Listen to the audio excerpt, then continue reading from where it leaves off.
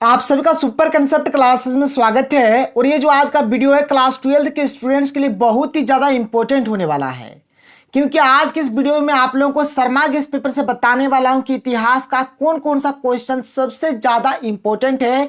तो आप अपनी कॉपी और कलम को निकाल लीजिए और यहाँ पर मैं आपको जो जो क्वेश्चंस बता रहा हूँ हर एक क्वेश्चंस को आप लोग नोट कर लीजिए। देखिए सर, सबसे पहला बात जो आप लोगों का मॉडल पेपर आया हुआ है, मॉडल पेपर को कर लीजिए, क्योंकि मॉडल पेपर बहुत ही ज़्यादा इंपॉर्टेंट है। और कुल मिलाकर जो आप लोगों का जो 5 मॉडल से जारी हुआ है, हर एक सेट को आप लोग अच्छे तरीके से कर लीजिए, क्योंकि ये बहुत ही ज़्यादा इंपॉर्टेंट है। आप लोगों ने 2 एग्जाम दिया, आप लोगों को पता भी होगा कि किस प्रकार से क्या क्वेश्चंस पूछा जा रहा है, कहां से किस प्रकार से हर एक चीज पूछा जा रहा है। तो चलिए सर, यहां पर हम लोग देखिए जो आपका मॉडल पेपर है, मॉडल पेपर तो आप लोग करिएगा ही, लेकिन यहां पर मैं आपको बता दूंगा चैप्टर वाइज क्या यहाँ पर चैप्टर वाइज कौन कौन सा क्वेश्चन बहुत ही ज्यादा इंपॉर्टेंट है और क्या क्या यहाँ पर आपको करना है। तो देख लीजिए, फटाफट आप लोग नोट डाउन कर लीजिए। देखिए यहाँ पर जो शर्मा के पेपर है, शर्मा के पेपर में जिस प्रकार से यहाँ पर देख लीजिए ऑब्जेक्टिव टाइप के क्वेश्चंस भी दिए गए हैं।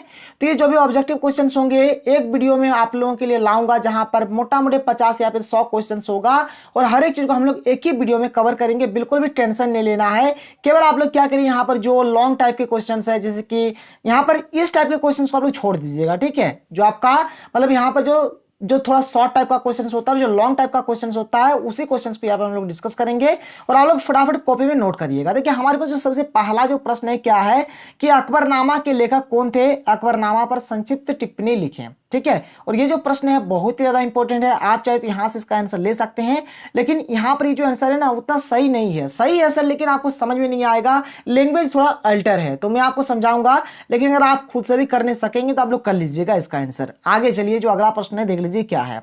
अगला जो प्रश्न है क्या कि एक इतिहासकार के रूप में अबुल फजल की भूमिका का विश्लेषण कीजिए। अथवा देखिए कि अबुल फजल कौन था, मुगल दरबार में उसका महत्वपूर्ण योगदान क्या था। यहाँ पर अथवा देखिए फिर है कि अकबरनामा के लेखक कौन थे, अकबरनामा पर संक्षिप्त टिप्पणी लिखें, ठीक है सर। यहाँ पर ये जो प्रश्न है देखिए ये वाला तीनों का उत्तर एक ही होने वाला है। बहुत ही ज्यादा इंपॉर्टेंट प्रश्न है, नोट कर लीजिएगा अपने कॉपी में। आगे चलिए अगला प्रश्न देख लेते हैं। देखिए यहाँ पर अगला जो प्रश्न है हमारे पास, ये जो प्रश्न है बहुत ही ज्यादा इंपॉर्टेंट है। क्या है देख लीजिए, यहाँ पर क्या है कि अनेक लोग जलालुद्दीन अकबर को मुगल सम्राटों में महानतम मानते हैं। उक्त कथन का उचित साक्ष्यों की सहायता से समर्थन कीजिए। बहुत ही ज्यादा इंपॉर्टेंट प्रश्न है। और यहाँ पर ये जो प्रश्न है ये ऐसे भी पूछा जा सकता है कि अकबर को राष्ट्रीय सम्राट यानी कि राष्ट्रीय राजा क्यों कहा जाता है। और ये मॉडल प्रश्न का भी उत्तर है, देख लीजिए, ठीक है। ये मॉडल प्रश्न जो आप लोगों का जारी हुआ है उसमें भी ये क्वेश्चन दिया गया है। बहुत ही इंपॉर्टेंट प्रश्न है, नोट कर लीजिएगा। आगे चलिए अगला प्रश्न देख लेते हैं। देखिए यहाँ पर जो अगला जो प्रश्न है, ये सब तो सर ऑब्जेक्टिव टाइप के हैं, ये सबको मारिए गोली, ये सब बाद में हम लोग डिस्कस करेंगे। यहाँ पर क्या कि अकबर की धार्मिक नीति, देखिए यहाँ पर ये जो प्रश्न दिया गया 1 2 3 4 प्रश्न का मात्र एक ही उत्तर होने वाला है। क्या है प्रश्न कि अकबर की धार्मिक नीति का वर्णन करें, या फिर अकबर के धार्मिक विचारों की विवेचना करें, या फिर अकबर के सुलह एक कुल के विषय में आप क्या जानते हैं, या फिर दीन इलाही के संदर्भ में अकबर की धार्मिक नीति का परीक्षण करें। यहाँ पर ये जो प्रश्न है बहुत ही ज्यादा इंपॉर्टेंट है, one of the most important question है, नोट कर लीजिएगा, बहुत ही इंपॉर्टेंट है। आगे चलिए आगे चलते हैं और आगे का जो प्रश्न है, आगे के प्रश्न को हम लोग देख लेते हैं। और यहाँ पर देखिए यहाँ पर ये वाला जो है इस साइड में है, ये वाला बहुत ही ज्यादा इंपॉर्टेंट है। क्या है कि आइन ए अकबरी के अनुसार अभिजात्य वर्ग की विशेषताओं का वर्णन करें, या फिर मुगल अभिजात वर्ग के गठन स्वरूप और उसकी भूमिका की विवेचना करें। बहुत ही ज्यादा इंपॉर्टेंट प्रश्न है और मॉडल प्रश्न पत्र में भी ये प्रश्न पूछा जा चुका है। नोट कर लीजिएगा, कॉपी में अपना आंसर लिखिए अगर आपको आंसर पता है तो, और अगर नहीं पता है तो थोड़ा इंतजार करिए, मैं आप लोगों को बहुत ही जल्द इसका भी आंसर प्रोवाइड करा दूंगा। अगला जो प्रश्न है क्या देखिए कि मनसबदारी व्यवस्था क्या थी, और यह भी मॉडल प्रश्न पत्र का क्वेश्चन है। तो सर यहाँ पर ये जो चैप्टर था ना, इसमें मात्र आपको इतना ही क्वेश्चंस करना है। हमारा जो अगला चैप्टर जो स्टार्ट हो जाता है, अगला चैप्टर का नाम है उपनिवेशवाद और ग्रामीण समाज। और हमने जो अभी देखा इस चैप्टर का नाम एक बार देख लीजिए आप लोग। इस चैप्टर का जो नाम था क्या था, यहाँ पर मैंने आपको नाम बताना शायद भूल गया था। देखिए इसका नाम है मुगल दरबार, ठीक है। मुगल दरबार नामक ये चैप्टर है। इसका तो मैंने आपको इंपॉर्टेंट क्वेश्चन बता दिया। अब जो हमारे यहाँ पर जो स्टार्ट हो रहा है, जो हमारा अगला जो चैप्टर था क्या है, यहाँ पर अगला चैप्टर का नाम है हमारा कि उपनिवेशवाद और ग्रामीण समाज। तो देखिए यहाँ पर जो हमारे इंपॉर्टेंट जो बहुत ज्यादा इंपॉर्टेंट क्वेश्चन है, देखिए यहाँ पर ये जो प्रश्न है ना बहुत बहुत ज़्यादा इंपॉर्टेंट है क्या कि स्थायी बंदोबस्त की प्रमुख विशेषताओं का वर्णन कीजिए। या फिर ये जो प्रश्न है ऐसे पूछा जा सकता है कि जमींदारों के साथ क्या है कार्नवालिस द्वारा किए गए स्थायी भूमि प्रबंध, ठीक है, जिसको हम लोग बोलेंगे इस्तमरारी बोलेंगे, का वर्णन करें। बहुत ही इंपॉर्टेंट प्रश्न है। फिर आगे देखिए यहाँ पर ये वाला बहुत ही इंपॉर्टेंट है कि ईस्ट इंडिया कंपनी काल में जमींदार ने अपने जमींदारों पर किस प्रकार नियंत्रण बनाए रखते थे। या फिर ये प्रश्न कुछ इस प्रकार से पूछा जा सकता है कि अत्यधिक राजस्व की मांग और भू संपदा की संभावित नीलामी से बचने के लिए बंगाल के जमींदारों द्वारा अपनाई गई 2 रणनीतियों की व्याख्या कीजिए। बहुत ही इंपॉर्टेंट प्रश्न है। फिर यहाँ पर हमारा 1 नंबरिया प्रश्न है, ये सब तो मैं आपको करा दूंगा। फिर आगे चलते हैं, जो यहाँ पर जो इंपॉर्टेंट जो है और क्या है देख लीजिए। तो सर यहाँ पर हमारे पास जो और इंपॉर्टेंट क्वेश्चन बन जाता है ये है, बहुत ही ज़्यादा इंपॉर्टेंट प्रश्न है। और ये जो प्रश्न है बहुत तरह के मतलब बहुत प्रकार के मतलब ये जो प्रश्न पूछे जा सकते हैं, जैसे कि संथाल के बारे में, बुकानन का विवरण क्या बतलाता है, संथालों को राजमहल में किस तरह बसाया गया, या फिर संथाल लोग राजमहल के पहाड़ियों में कैसे पहुंचे, या फिर पहाड़िया संथाल संघर्ष के क्या कारण थे वर्णन कीजिए। कुछ भी प्रश्न पूछा जाएगा उत्तर एक ही होने वाला, बहुत ही इंपॉर्टेंट प्रश्न है। फिर यहाँ पर सर ये जो 1857 का जो विद्रोह है ना, one of the most important topic है, यहाँ से प्रश्न पूछे जाएंगे। देखिए यहाँ पर जो पहला जो प्रश्न है क्या है कि 1857 ईस्वी के विद्रोह की प्रमुख घटनाओं का विवरण दीजिए। एकदम बोला जाएगा तो वेरी वेरी इंपॉर्टेंट प्रश्न है, वेरी वेरी इंपॉर्टेंट प्रश्न है सर, नोट करिएगा, पढ़िएगा जरूर इस प्रश्न को। फिर आगे चलिए, आगे देख लीजिए, ठीक है, आगे देख लीजिए। यहाँ पर हमारा जो अगला जो यहाँ पर है क्या है, ये वाला प्रश्न जो कि मॉडल सेट में भी दिया गया है। क्या है प्रश्न आप लोग देख सकते हैं, यहाँ पर साफ साफ दिया गया है। तो जैसे आप लोग देख सकते हैं यहाँ पर क्या दिया गया है कि 1857 के विद्रोह का स्वरूप का वर्णन करें। मॉडल प्रश्न पत्र का उत्तर है और बहुत ही ज्यादा इंपॉर्टेंट भी है। फिर आगे क्या है देखिए, यहाँ पर है कि 1857 ईस्वी के विद्रोह के कारणों का संक्षिप्त प्रकाश डालिए। और ये भी सर मॉडल पेपर का क्वेश्चन है, बहुत ही इंपॉर्टेंट है, नोट कर लीजिएगा अपनी कॉपी में। चलिए आगे यहाँ पर ये वाला जो प्रश्न है ना, नीचे देखिए यहाँ पर 2 प्रश्न दिया गया है और दोनों का दोनों प्रश्न मॉडल प्रश्न पत्र में पूछा गया है। क्या 1857 ईस्वी के विद्रोह के क्या परिणाम हुए, इसने राष्ट्रवाद का विकास कैसे किया। या फिर ये जो प्रश्न है ऐसे भी पूछा जा सकता है कि 1857 ईस्वी के विद्रोह भारत का प्रथम स्वतंत्रता संग्राम था कैसे। बहुत ही इंपॉर्टेंट प्रश्न है। फिर देखिए सर यहाँ पर नीचे और एक क्वेश्चन है क्या कि 1857 ईस्वी के विद्रोह में विद्रोहियों की विफलता के कारणों की विवेचना कीजिए, मतलब किस प्रकार से उन लोग विफल हो गए थे, असफल हो गए थे, ठीक है। या फिर क्वेश्चन ऐसे मतलब दिया जा सकता है कि 1857 ईस्वी के विद्रोह की असफलता के प्रमुख कारण क्या है।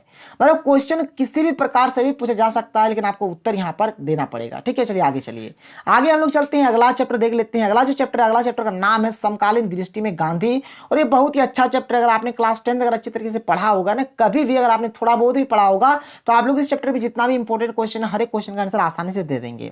देखिए हमारे पास जो सबसे पहला है, जैसे कि जो चंपारण सत्याग्रह, जो खेड़ा सत्याग्रह हुआ था, इसके बारे में यहाँ पर संक्षिप्त टिप्पणी, यानी कि मतलब थोड़ा सा यहाँ पर टिप्पणी करना है। ये हो गया एक। यहाँ पर रॉलेट एक्ट के बारे में बताना है, जो कि हमारे काला कानून था, ये सब के बारे में आपको बता दूंगा, बिल्कुल भी टेंशन मत लीजिए। सिंपल और इजी लैंग्वेज में आप लोगों को समझा दिया जाएगा। आगे चलिए सर, आगे देख लेते हैं।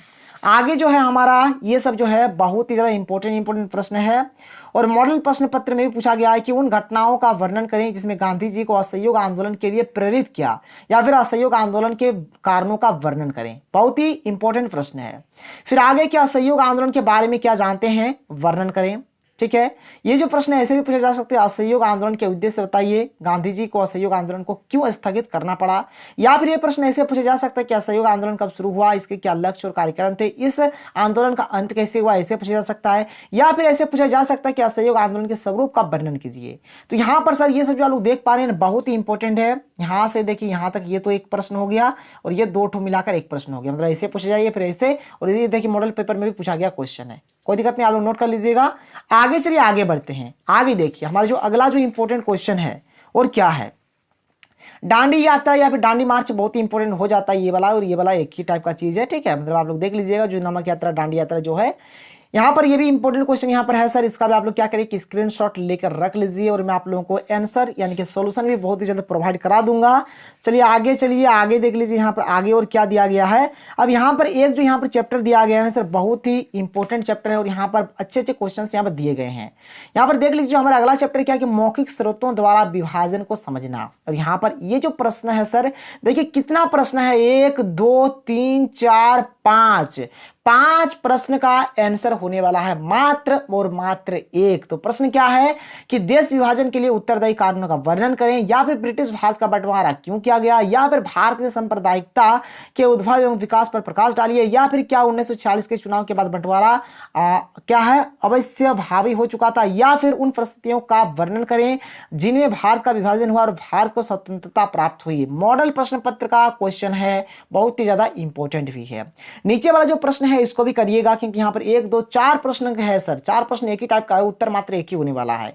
क्या है कि भारतीय स्वतंत्रता आंदोलन के संदर्भ में चुनावों की कौमी भावना को उकसाने में क्या भूमिका थी, क्या 1940 के चुनाव के बाद बंटवारा क्या है अवश्य भावी हो चुका था, या फिर क्वेश्चन ऐसे पूछा जा सकता है भारत का विभाजन क्यों हुआ, यह क्या अपरिहार्य था। और यहाँ पर ये जो प्रश्न आप लोग देख पा रहे हैं, 2 ठो जो यहाँ पर दिया गया है कि बंटवारे के सवाल पर कांग्रेस की सोच कैसी बदली, और यहाँ पर दिया गया पाकिस्तान की स्थापना की मांग किस प्रकार धीरे धीरे ठोस रूप लेती गई। बहुत ही इंपॉर्टेंट सर, कर लीजिएगा।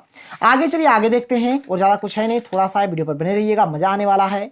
यहाँ पर ये जो है ना सर देख लीजिए केडो प्रश्न है, यहाँ पर 1 2 3 4 5 प्रश्न का एक ही उत्तर, और वो भी मॉडल प्रश्न पत्र का क्वेश्चन, मैंने बहुत ही इंपॉर्टेंट। ठीक है, क्या देखिए, कैबिनेट मिशन पर टिप्पणी लिखें, या फिर कैबिनेट मिशन के प्रस्तावों के प्रभाव की आलोचनात्मक समीक्षा करें, या फिर कैबिनेट मिशन भारत क्यों भेजा गया था, इसने क्या सुझाव दिया, या फिर कैबिनेट मिशन के प्रमुख विशेषताओं पर प्रकाश डालें, या फिर 1946 में कैबिनेट मिशन द्वारा सुझाई गई योजना की समीक्षा कीजिए तथा कांग्रेस और मुस्लिम लीग दोनों के कैबिनेट मिशन की सिफारिशों को क्यों ठुकरा दिया, कारण स्पष्ट कीजिए। बहुत ही इंपॉर्टेंट प्रश्न है, नोट कर लीजिएगा।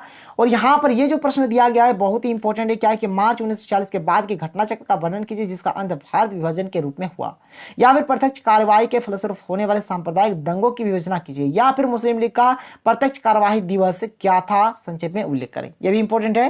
और यहाँ पर ये सर माउंट बेटन योजना वाला जो क्वेश्चन है बहुत ही इंपॉर्टेंट है, इसको नोट कर लीजिएगा, VVI क्वेश्चन है। ठीक है, वेरी वेरी इंपॉर्टेंट प्रश्न है, नोट कर लीजिएगा।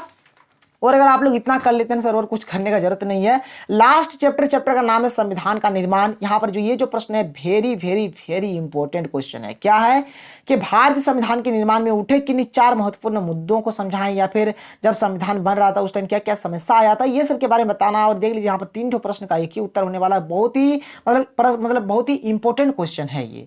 फिर आगे देखिए यहाँ पर और क्या क्या दिया गया है, जैसे आप देख सकते हैं। ये जो प्रश्न है कि भारत के संविधान के निर्माण में डॉक्टर भीमराव अंबेडकर की भूमिका का वर्णन कीजिए, या फिर संविधान के प्रारूप समिति के अध्यक्ष के रूप में डॉक्टर भीमराव अंबेडकर की भूमिका का वर्णन करें। बहुत ही महत्वपूर्ण प्रश्न है सर, कर लीजिएगा। चलिए आगे चलते हैं, आगे देख लेते हैं आगे क्या है। यहाँ पर आगे देखिए यहाँ पर और दिया गया है, यहाँ पर जैसे कि ये क्वेश्चन है कि भारत संविधान के मूल सिद्धांतों पर प्रकाश डालें, या फिर भारत संविधान की प्रस्तावना में मुख्य उद्देश्यों पर प्रकाश डालें, या फिर भारतीय संविधान की प्रमुख विशेषताओं का वर्णन करें। बहुत ही इंपॉर्टेंट प्रश्न है।